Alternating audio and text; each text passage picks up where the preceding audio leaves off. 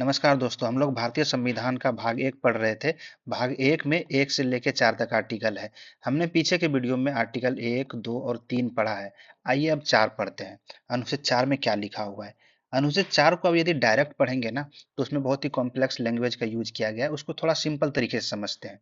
देखिए, अनुच्छेद दो व अनुच्छेद तीन के तहत जब भी परिवर्तन होगा, तो उसी के अनुरूप अनुसूची, पहली अनुसूची और चौथी अनुसूची में भी संशोधन होगा। इसका मतलब क्या है? देखिए, अनुच्छेद दो में हमने क्या पढ़ा था।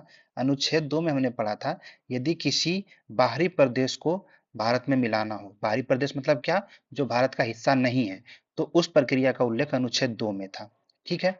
अनुच्छेद तीन में क्या था कि जो भारत के राज क्षेत्र के अंदर होने वाले परिवर्तन, उसमें क्या क्या हो रहा था कि नए राज्यों का गठन करना हो, किसी राज्य की सीमा में परिवर्तन करना हो, किसी राज्य के नाम में परिवर्तन करना हो, ये काम यदि करना है तो इसकी प्रक्रिया का उल्लेख हमारा अनुच्छेद तीन में था।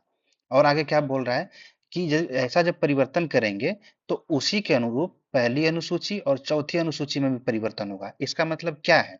देखिए, भारत में अभी 28 स्टेट हैं और 8 यूनियन टेरिटरीज है।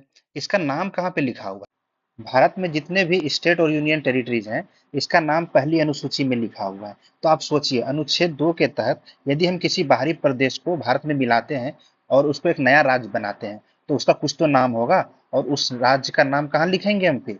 पहली अनुसूची में। तो अमेंड करना पड़ेगा हमें पहली अनुसूची, है ना।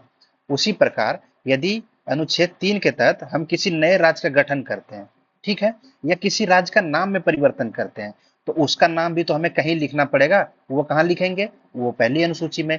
तो यदि अनुच्छेद दो और तीन में कुछ भी परिवर्तन करेंगे, तो पहली अनुसूची में भी परिवर्तन होगा। क्या होगा? कि जो भी नाम रखेंगे उस राज्य का नाम हमें पहली अनुसूची में डालना पड़ेगा। तो वही इसमें कहा गया है कि जब अनुच्छेद दो और तीन में परिवर्तन होगा, तो उसी के अनुरूप पहली अनुसूची में भी परिवर्तन होगा। अब चौथी अनुसूची का क्या मामला है? देखिए, चौथी अनुसूची में क्या लिखा हुआ है कि राज्यसभा में राज्य को सीटों का आवंटन कितना होगा। तो मान के चलिए, जैसे यूपी स्टेट है, तो यूपी में टोटल राज्यसभा सीट कितना है? 31 है। और यूपी को हमने दो टुकड़े में बांट दिया, मान के चलिए। तो इसको राज्यसभा का सीट कितना मिलेगा, इसको राज्यसभा का सीट कितना मिलेगा, वो हमें बताना पड़ेगा। तो वो राज्यसभा का सीट कितना एलोकेशन हुआ इस राज्य को और इस राज्य को, वो हमें कहाँ लिखना पड़ेगा? चौथी अनुसूची में। ठीक उसी प्रकार यदि नया राज्य हम शामिल किए अपने देश में, तो उस राज्य को भी तो राज्यसभा के सीट का आवंटन होगा। तो उस राज्यसभा का सीट कितना मिला उसको, वो हम कहाँ लिखेंगे? चौथी अनुसूची में। अब आगे देखिए, उन पर अनुच्छेद 368 की प्रक्रिया लागू नहीं होती है। अनुच्छेद 368 किसके लिए है? संविधान संशोधन के लिए, जिसमें विशेष बहुमत की जरूरत होती है। लेकिन इसमें क्या है, ये साधारण बहुमत से किया जाता है।